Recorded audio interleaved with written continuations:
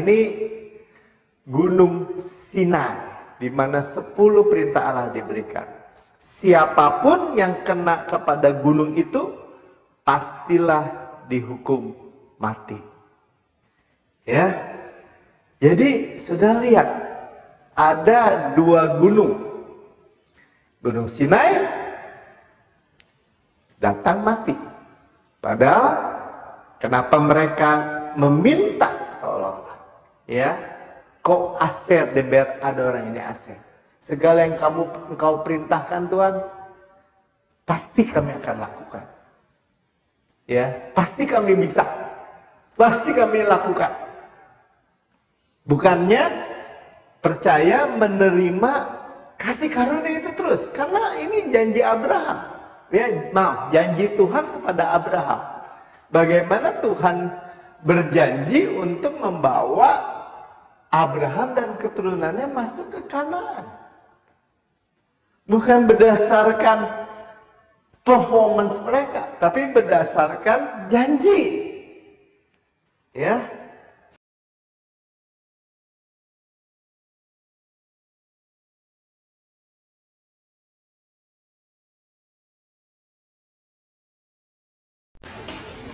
Ya, shalom. Berjumpa lagi dengan saya Pendeta Melkisedek Tano dalam tayangan Kita Adalah Ciptaan Baru. Yang lama sudah berlalu, sesungguhnya yang baru sudah datang.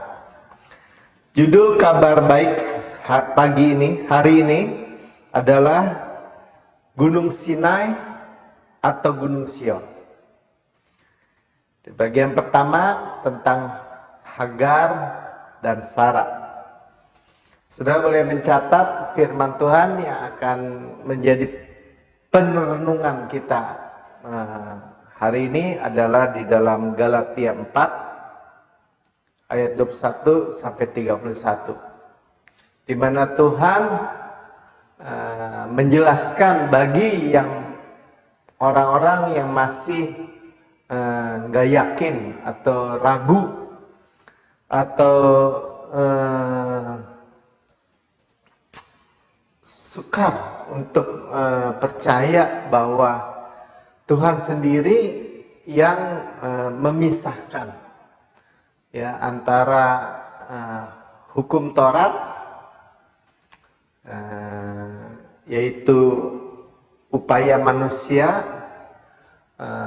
usaha atau tekad atau perform manusia untuk mencapai Tuhan, atau kita sebut agama, atau kasih karunia. Bagaimana upaya Tuhan, usaha Tuhan yang turun dari surga untuk mengangkat manusia dari gelap ke dalam terangnya yang ajaib. Ya, jadi saya selalu menjelaskan bahwa ketika malaikat jatuh di surga, mereka dibuang ke bumi. Ya, si Lucifer dan sepertiga malaikat yang mengikuti menjadi iblis dan setan-setan. Ketika manusia jatuh di bumi, Tuhan turun dari surga mengangkat manusia untuk naik ke surga. Saudara, luar biasa, ya. Nah, sekarang kita masuk di dalam apa yang kita mau renungkan pada tayangan ini. Bagaimana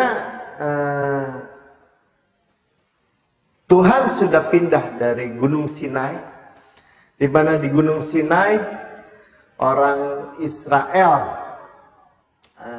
jalan, ya, dari rumah perbudakan di Mesir sampai ke Gunung Sinai, ya, dan Gunung Sion di mana Yesus mati disalibkan, ya, di Golgota.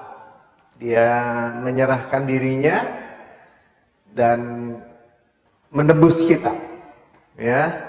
Di Gunung Sinai ketika hukum Taurat diberikan, 10 perintah Allah, 3.000 orang mati.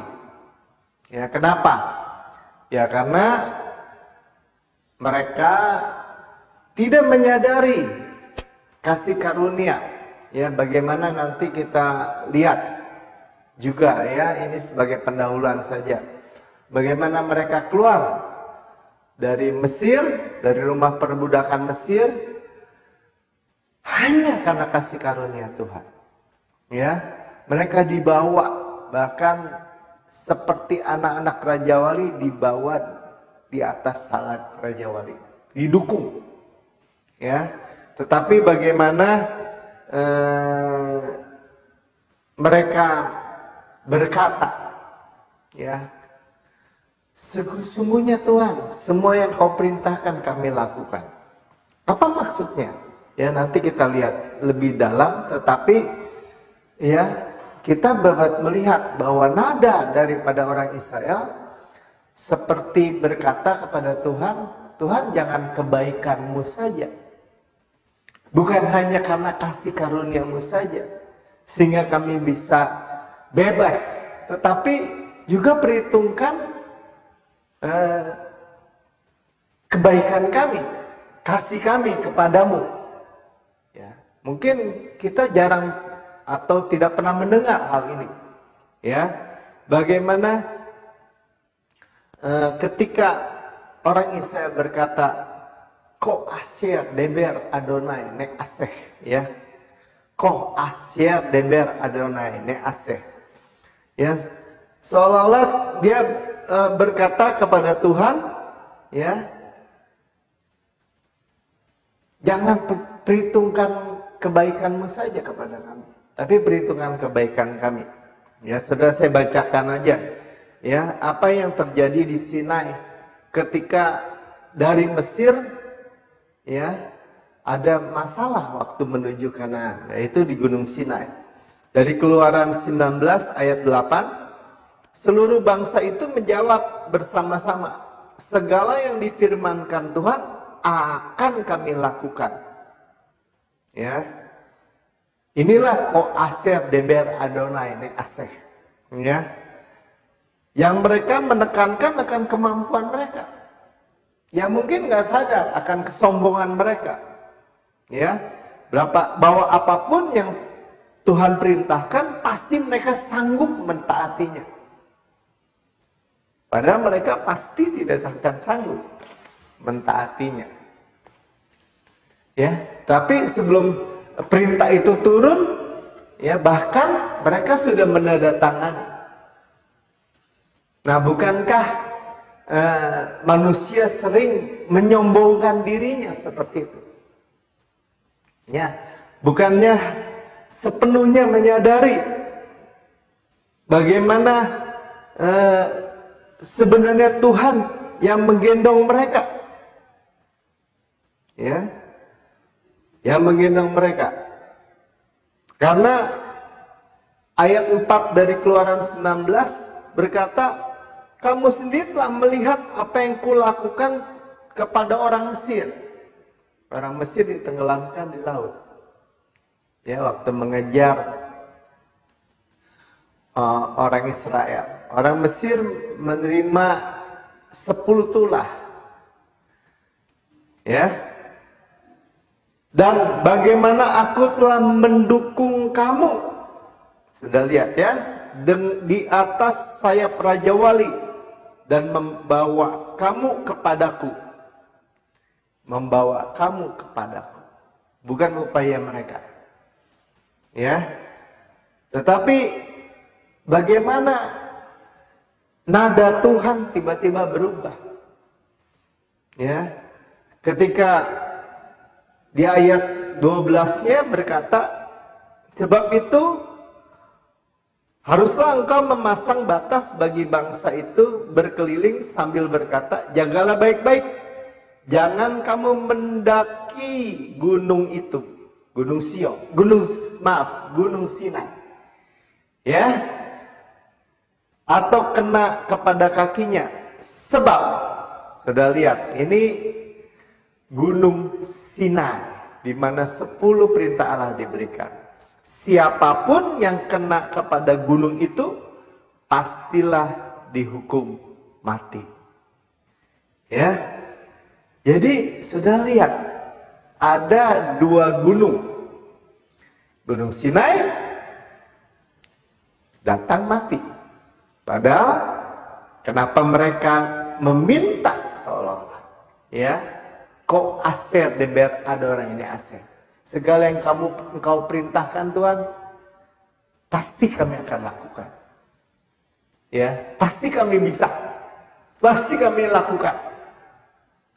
Bukannya percaya menerima kasih karunia itu terus. Karena ini janji Abraham. Ya, maaf, janji Tuhan kepada Abraham.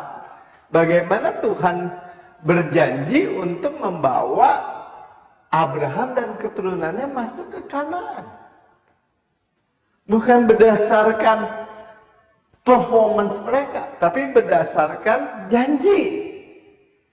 Ya, sudah lihat. Janji itu kasih karunia. Nah, sekarang kita masuk di dalam Galatia 4. Ya. Bagaimana Tuhan menjelaskan supaya hari ini kita tidak ragu-ragu. Ya, yakin 100%. Ya. Karena kita juga mesti yakin apa implikasinya ketika mereka mau berdasarkan hukum Taurat, berdasarkan performance, berdasarkan upaya, tekad diri, usaha diri, daging, implikasinya adalah mati. Dan kalau kita menerima dengan rendah hati kasih karunia Tuhan, implikasinya hidup. Ya, walaupun secara manusia dunia berkata nggak seperti itu. Ya, kita menerima bukan hukum Taurat yang diberikan melalui Musa, bukan. Kita menerima kasih karunia yang datang melalui Yesus. Oke, kita masuk aja supaya kita semakin jelas melihat Tuhan sendiri, ya, yang membuat keduanya menjadi dua ekstrim yang berbeda, ya, kepercayaan yang berbeda, yang sama sekali berbeda, dua kutub yang berbeda, ya. Dan ayat 21 mulai. Katakanlah kepadaku, hai kamu yang mau hidup di bawah hukum Taurat. Ya, ini ditantang, Roh Kudus menantang, ya. Ayo katakan, tidakkah kamu mendengarkan hukum Taurat? Nah, kalau kamu mau melakukan hukum Taurat, kamu dengarkan nggak? Ya, karena hukum Taurat itu adalah kesatuan komposit. Ya, nggak bisa dipisah-pisahkan. Ada orang mencoba menerangkan karena dia mau melakukan hukum Taurat, ada hukum moral, ada hukum seremonial katanya. Ya, ada hukum seremonial yang tidak lagi kita harus lakukan dan hukum moral yang harus kita lakukan. Saudara, nggak bisa seperti itu. Satu iota pun tidak boleh dihilangkan dari hukum Taurat. Satu koma juga nggak boleh, titik aja nggak boleh, satu iota, ya, apalagi satu kata, satu kalimat, nggak boleh, karena kesatuan komposit, ya, ada berkat, ada kutub. Kalau benar berkat, kalau salah kutub atau dihukum. Dan karena manusia tidak sanggup melakukannya, yang ada adalah kematian. Ya, saya lanjutkan. Ayat yang ke-22. Bukankah ada tertulis bahwa Abraham mempunyai dua anak? Nah, saudara lihat ya, Tuhan yang bilang ya, ada dua anak. Seorang dari perempuan yang menjadi hambanya dan seorang dari perempuan yang merdeka. Jadi ada dua.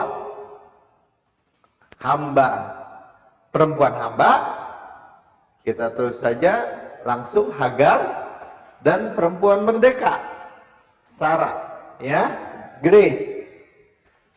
Hukum Taurat, Grace, ya. 23. tetapi anak dari perempuan yang menjadi hambanya itu diperanakan menurut daging. Ya, orang kadang nggak mengerti ya bahwa memang benar hukum Taurat diberikan oleh Tuhan, ya, diciptakan oleh Tuhan, benar, adil, kudus. Ya, kudus, benar, adil. Tetapi tidak membuat manusia menjadi kudus, benar, adil, karena tidak didesain untuk itu. Ya, itu didesain untuk menyatakan bahwa manusia itu berdosa dan butuh juru selamat. Itu saja.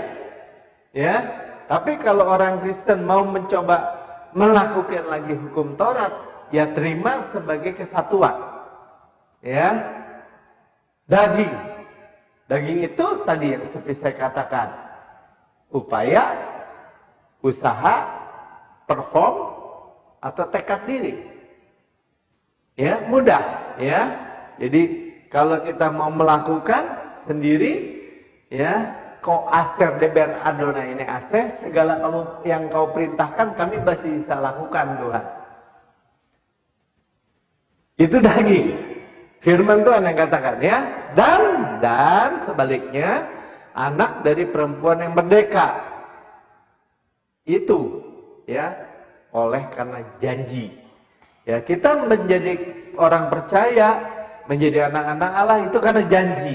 Janji apa? Janji Tuhan menjanjikan Mesias, yaitu Yesus. Dan kita menerimanya dengan rendah hati, menerimanya. Ya, janji. Jadi itu adalah kiasan, ya. Nah, saya lanjutkan, ya. Jadi ayat 24-nya ini adalah suatu kiasan, ya. Kalau bahasa Alkitab katakan kiasan itu alegori, ya. Jadi gambaran Hagar, ibu atau perempuan budak, gambaran Sarah, perempuan merdeka, ya. Sarah, perempuan merdeka. Suatu alegori, sebab kedua perempuan itu adalah dua ketentuan Allah. Ya, jadi hukum Taurat ketentuan Allah, kasih karunia ketentuan Allah. Ya, yang satu berasal dari Gunung Sinai, saya tadi udah coba jelaskan secara di awal. Ya, Gunung Sinai, di mana hukum Taurat diberikan, 3.000 orang mati, atau kasih karunia. Ya, Roh Allah diberikan, 3.000 orang diselamatkan dalam Kisah Para Rasul. Ya, saya bukan mencoba melompat, tetapi ini dua gunung yang berbeda, ya, yaitu dua ketentuan. Gunung Sinai melahirkan anak-anak perhambaan, itulah Hagar. Jelas, ya. Jadi melahirkan anak-anak perhambaan, yaitulah Hagar. Ya, kita sekarang lagi tidak bimbang, ya, mestinya tidak ragu lagi. Saudara tinggal pilih, mau anak hamba, perhambaan, kutuk, atau mau anak perempuan merdeka, kasih karunia, grace, Sarah, ya. 25 dijelaskan, karena Hagar ialah Gunung Sinai di tanah Arab. Ia sama dengan Yerusalem yang sekarang, yang di bumi, ya. Karena ia hidup dalam perhambaan, ya, perhambaan. Jadi dua kali nih, ya, anak-anak perhambaan, dia hidup dalam perhambaan dengan anak-anaknya, ya. Jadi nggak ada titik tengahnya, saudara. Dua kutub yang berbeda, ya. Tetapi, nah kita lihat, dibilang Sarah adalah ibu kita. Ya, kita mau ibunya Hagar, hukum Taurat, Sinai, atau ibunya Sarah, ya, Sarah. Ada ada grace, ya. Sarah awalnya namanya Sarah, ya, kemudian ditambahkan grace, ya. 26 dikatakan tetapi Yerusalem sorgawi. Nah ini, ya, Yesus sorgawi adalah perempuan yang merdeka. Sudah perhatikan, ya, perempuan yang merdeka. Kamu dimerdekakan. Ya, dari kutuk hukum Taurat, dimerdekakan. Ya, kita menerima hukum yang sempurna yang memerdekakan. Ya, kalau kamu mengenal kebenaran, kata Tuhan, ya, maka kebenaran itu akan memerdekakan. Oh, memerdeka buat bikin dosa? Saudara, tidak. Dimerdekakan dari maut, dari hukum dosa dan hukum maut. Ya, karena Tuhan itu menciptakan kita dengan menjadi ciptaan yang baru. Tuhan itu memberikan kepada kita rohnya yang kudus. Saudara, luar biasa, ya. Dikatakan, saudara baca sendiri ayat 26, tetapi si Yerusalem surgawi adalah perempuan yang merdeka dan ialah ibu kita. Jadi kalau ditanya ibu kita siapa? Ya, Grace, Sarah, ya, perempuan merdeka.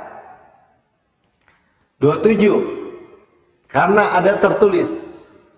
Saudara lihat ya, saudara mau bersuka cita, mau bergembira, mau bersorak-sorai, saudara terima yang benar, ya, jangan lagi ada keraguan, ya, karena ada tertulis, bersukacitalah hai si mandul yang tidak pernah melahirkan, bergembira dan bersorak-sorailah hai engkau yang tidak pernah menderita sakit bersalin.